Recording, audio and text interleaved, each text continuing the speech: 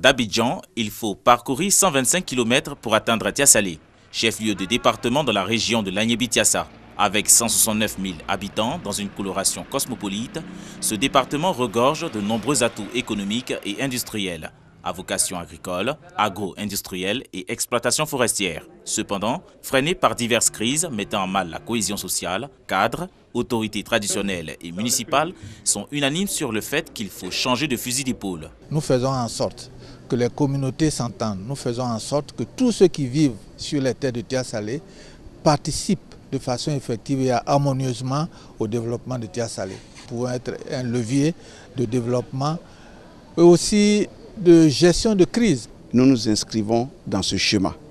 Nous pensons que notre département a besoin de paix. C'est dans une atmosphère quasi apaisée par Jules Gouessé, préfet de Tiassalé sortant, qu'arrive l'ex-préfet de département de Tiapoum, Vakaba Kone, conformément au redéploiement consécutif au décret du 19 décembre 2019. Le nouvel administrateur de la circonscription n'attend pas accorder un temps d'observation et définit ses priorités pour la cohésion et le développement du Tiassalé. Je voudrais rassurer les populations. Les élections vont se passer très bien. Je les invite à l'union, à la fraternité, à la solidarité, pour le bonheur de nos populations. Ces populations, dans leur diversité, témoignent toutes du travail abattu pour résoudre les problèmes liés à l'orpaillage clandestin, au foncier, à la cohabitation communautaire et autres.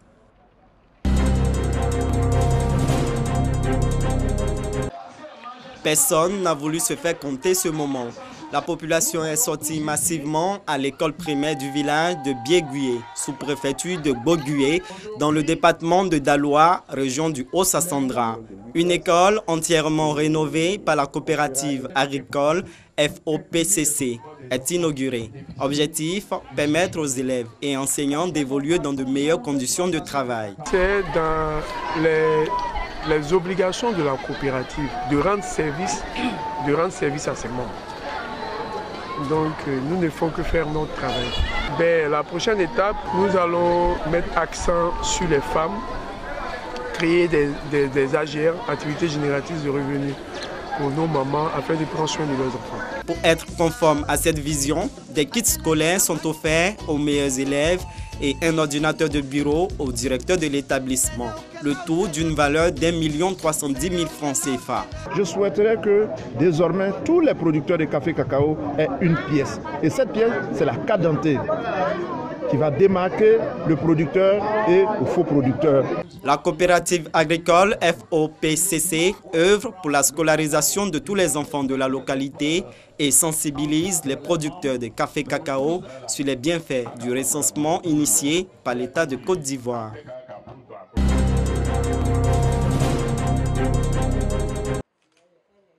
Assetou Gon Coulibaly, épouse du Premier ministre de Côte d'Ivoire, reçoit le Grand Prix spécial 2019. Un prix qui récompense ses actions en faveur des orphelins et des femmes. C'est une dame qui est très discrète et qui mène des actions sociales aussi bien à l'endroit des populations démunies que des enfants. Et comme elle a pour idole notre première dame, Mme Dominique Ouattara, à qui elle a offert ce prix. 4 autres prix ont été décernés à des personnalités qui interviennent dans les domaines de la recherche agronomique, de l'éducation et de la protection de l'environnement. Des actions qui prennent en compte le développement durable. Tous ceux qui essaient de s'intéresser à l'environnement, je les encourage parce que ça fait du bien. Le CNRA, c'est une structure de recherche agronomique qui aujourd'hui lutte contre la pauvreté et la sécurité alimentaire. Et tous ces efforts, je crois que c'est une reconnaissance aujourd'hui pour nous.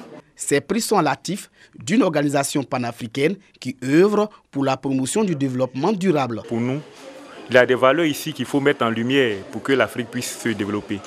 C'est dans ce cadre-là que nous avons organisé cette cérémonie.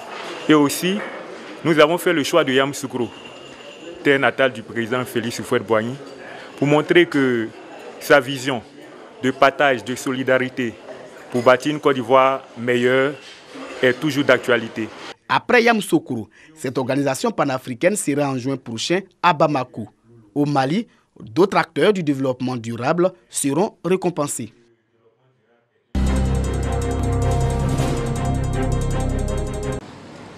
Daloa, au centre-ouest de la Côte d'Ivoire, chef-lieu de la région du Haut-Sassandra. Dans cette ville, tout le monde connaît l'unité de transformation de bois du Vieux Koulibaly au quartier Manioc. Ce n'est pas seulement pour l'activité industrielle qui s'y mène, mais pour les scènes quotidiennes qui se déroulent à l'entrée de l'usine.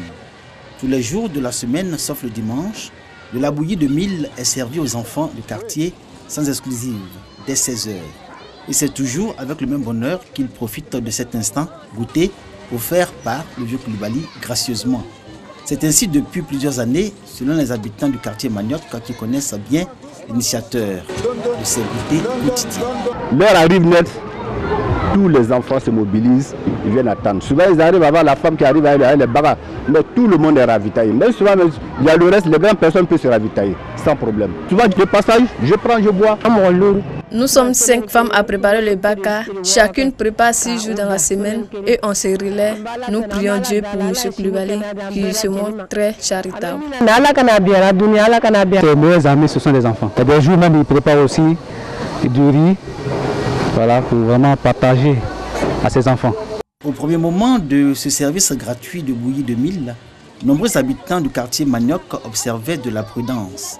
Aujourd'hui, ils sont totalement sans crainte et laissent leurs enfants s'offrir leur ration quotidienne.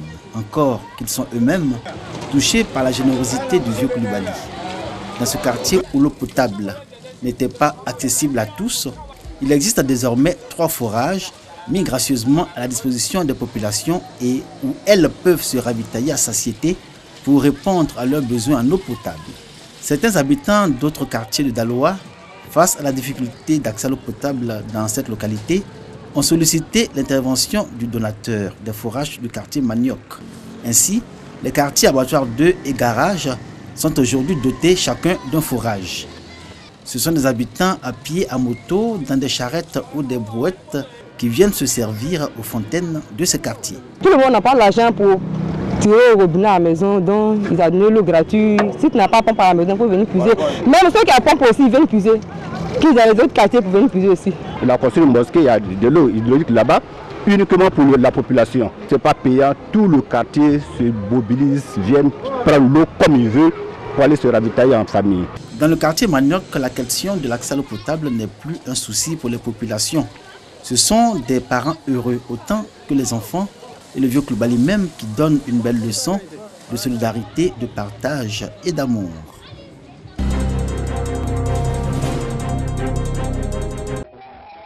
Plus de 1500 femmes catholiques en bateau commune de la région du Moronou dans le cadre de la première édition de la journée de la femme catholique. Mobilisées autour du thème Femmes catholiques, lève-toi et brille. Ces fidèles catholiques sont venus des régions du Poro, du Hambol, des Lagunes pour exprimer leur fierté d'être catholiques. Aujourd'hui est un jour spécial d'amour, l'amour du prochain, l'amour de soi-même et l'amour du travail dans la moisson du Seigneur. Une initiative des fidèles catholiques de la paroisse Saint-François-Xavier de Mbato. Il s'agit de prier pour le renforcement de la cohésion sociale et la paix en Côte d'Ivoire. Comme il est beau pour les sœurs d'être unis, pour magnifier le Seigneur, qu'il n'y ait plus de haine, ni jalousie, ni division entre nous.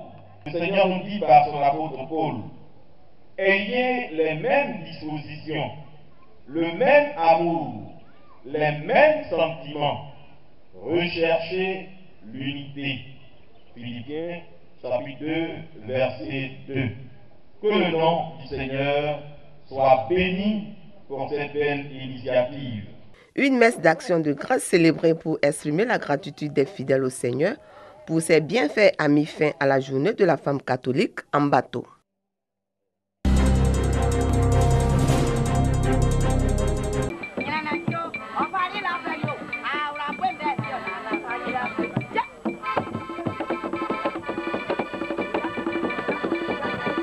Cette voie suave s'est éteinte à jamais.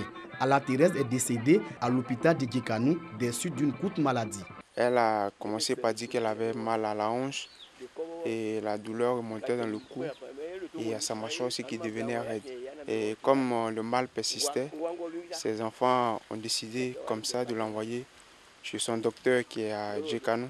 Ala Thérèse s'en est allée après une riche carrière de 64 ans, sanctionnée par une dizaine d'albums, dont le dernier est Beyolike Menyansoumoye, enregistré en 2018. Là, on est resté comme ça.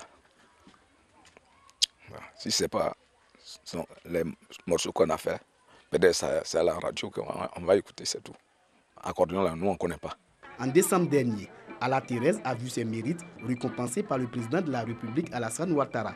Une maison et une voiture de type 4x4 ont été offertes à la chanteuse. Ala Thérèse faisait partie des artistes préférés du premier président de la Côte d'Ivoire, Feu Félix Houphouët-Boigny. Ala Thérèse rejoint ainsi son mari décédé le 20 mai 2018 dans l'au-delà.